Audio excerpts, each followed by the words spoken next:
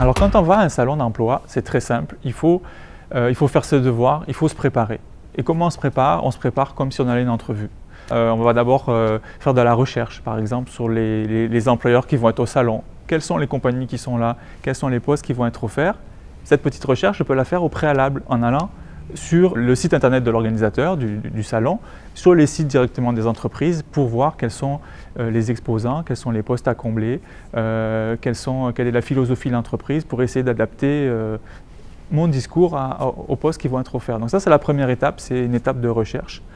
La deuxième étape, c'est bien sûr de préparer son CV. Comme tout salon d'emploi, il faut avoir un CV à jour. Donc on arrive avec plusieurs copies de son CV, c'est bien important. Donc une fois qu'on a préparé son CV, ben là on se prépare à passer des entrevues. Donc souvent, à une entrevue, on va avoir des questions qui vont revenir. Quelles sont vos forces, vos faiblesses, parlez-moi de vous. Donc il faut exactement se conditionner comme si j'allais à une entrevue directement dans une entreprise. Sauf que là, l'entrevue elle dure 4 minutes en moyenne. Donc il faut être très concis, bien préparé pour pouvoir répondre rapidement aux questions et se vendre. Donc en quelques minutes, il faut pouvoir se présenter son parcours professionnel, ses compétences, ses objectifs de carrière. Et à ce moment-là, on va être vraiment en mesure de faire une bonne impression. Donc il faut pouvoir essayer de se démarquer finalement des autres candidats et mettre ses points forts en valeur.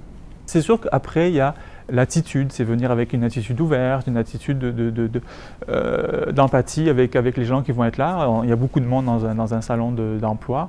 Donc l'attitude, le sourire, une bonne poignée de main, une tenue de ville. Je dirais que ce n'est pas nécessaire de se faire remarquer ou c'est d'impressionner l'employeur. Je pense qu'il faut rester soi-même.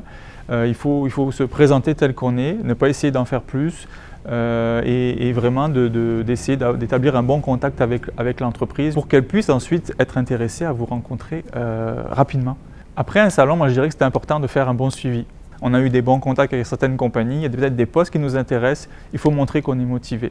Donc contacter le responsable des ressources humaines, surtout qu'on a eu son nom, on l'a vu, il nous connaît.